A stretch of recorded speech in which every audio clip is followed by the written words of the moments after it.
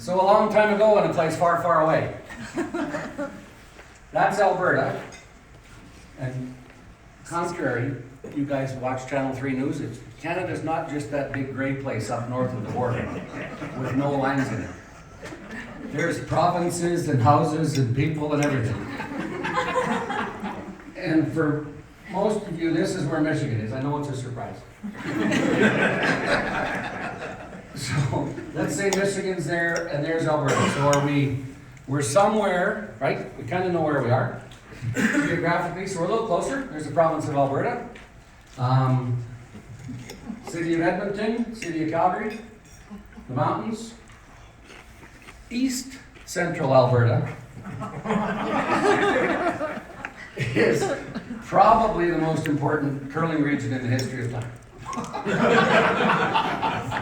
Sure, actually. Oh, if you compare population of this little circle here that I'm going to speak more of, and compare that to the number of, I don't know, let's say world curling titles, I'll hold those 5,000 people up against any 5,000 you can find. But I've always said that Kevin and I were geographically lucky to grow up where we did when it comes to this sport of curling. Now, he was physically lucky for a couple of things, and I don't understand that, right? But God doesn't give with both hands, Kevin, okay? But his intern came out of his hand better than anybody's I've ever seen from the day you were 16. Don't know why, still does today. Looked exactly the same today.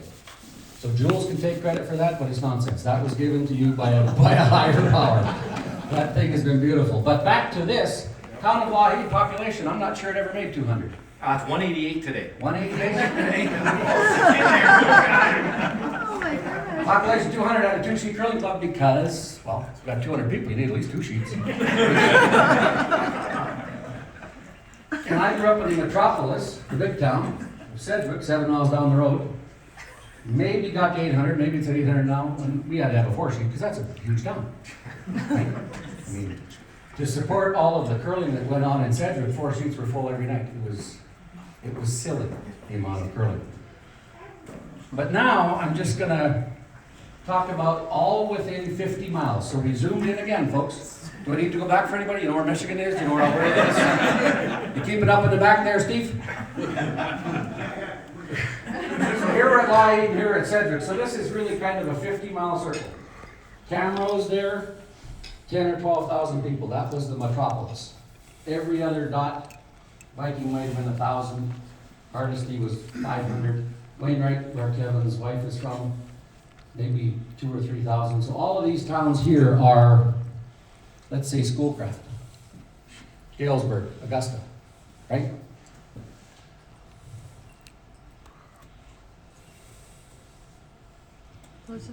Are those a rating out of 10? Yeah. That's right, you.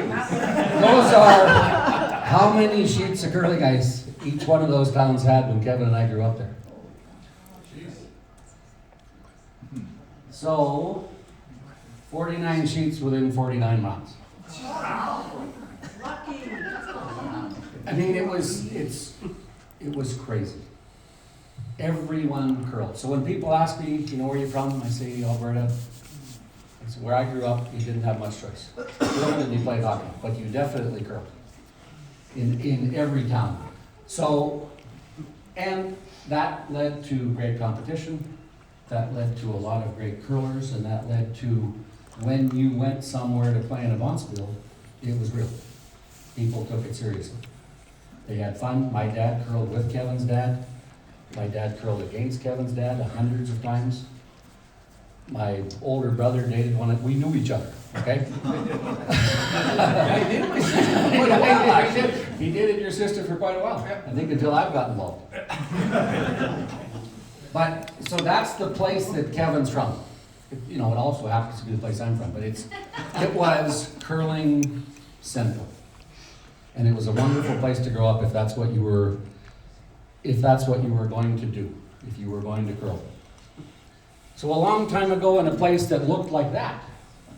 That's Where do you find a picture like that from Kalamazoo? The interwebs are an amazing thing.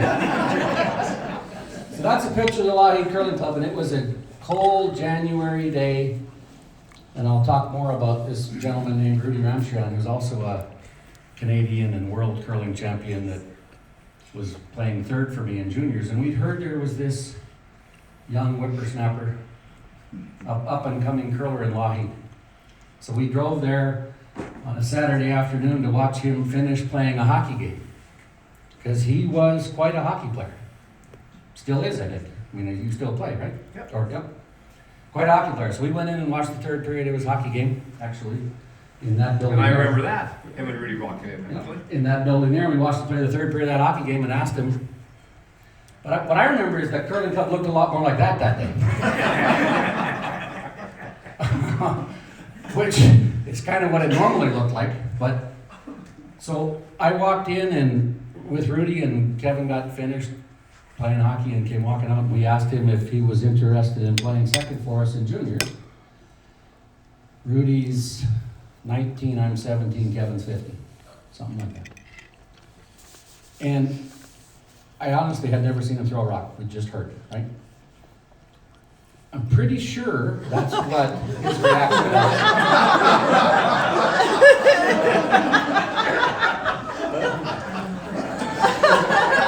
At least that's how I remember it.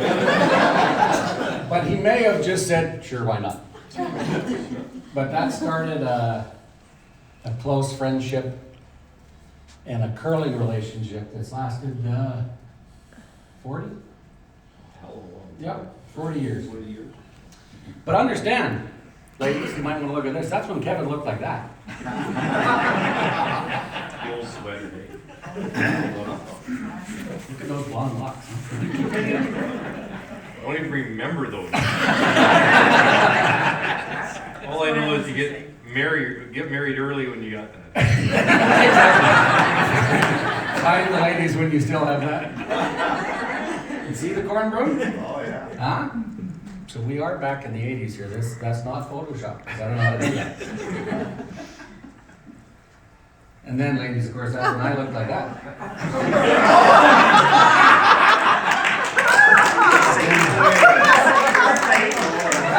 That concerned look there. Like, I haven't changed much, right?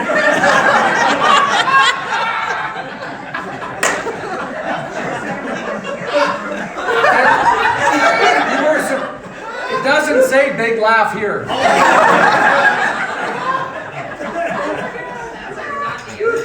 But that concerned look was Kevin just threw an outturn at me. Cimarosa. Remember Cimarosa? Cimarosa. We beat them in the semifinals, went on to get beat by Kevin Park. Yep. In the final to go to Canadians. So it's a long time waiting, a long time fun, a long time relationship, and we've been able to, because of technology and texts and phones, and every time Kevin has curled in southwestern Ontario, Windsor, Hamilton, Briar, London, anytime I could be within 6 hours drive, I've been able to drive over and watch him play, and he's been just a great gentleman and a great host. So we thank you again, and I also had one more thing I wanted to share, but Jason, I don't think we have the music. Do you need me to make that happen? And so it's not a problem. Look at, he's trying to be. I'm the videographer. Look at each other. Why are you talking to me? I don't know what he's talking about. Everybody in the room is gonna go home tonight and think about 3 or 4 or 5 things that they learned, at least the folks that were on the ice today, that they learned from Kevin. And I thought what he taught today was done, even the things that were similar to what I've heard before were done in a more professional and more reasoned way. We weren't told you put your foot there and your foot there. We were told you put your foot there and your foot there because it keeps your hips level. We were told this is why you do things. And I think that's why we're gonna retain a little more out of this than out of a normal class. But there's a couple things that I've learned from Kevin that I'm gonna share with all of you now, because I'm a giver. And I just but the first one is, when you guys, and we all do this, by the way, these are non-curling related, so you can stop taking notes, Bob.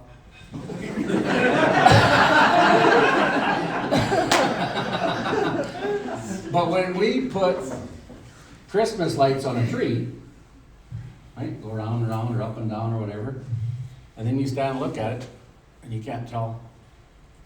Kevin taught Debbie and I, what you do is you squint at it. Anybody else heard that? Yeah. You squint at your Christmas tree, and immediately it shows you where there are gaps without bulbs. He is deep. He's like an onion nut. And the other one was how to sing Randy Travis. Kevin lived with me in Edmonton. I bought a small house in a small neighborhood in a bad part of town. And Kevin rented the basement and lived with me for a couple of years while he was going to school, and we didn't have much fun at all. We listened to a lot. I had a 54 average that year. But we listened to a lot of Randy Travis music. So we're going to play some Randy Travis later. I thought we were going to play it right now, actually. But as it turns out, we're not going to do that. That's probably a good thing. Yeah. But the key is you don't open your mouth. And we will do that later. I'm gonna love you forever and ever, forever and ever. And I learned that from this gentleman too. He's like an onion.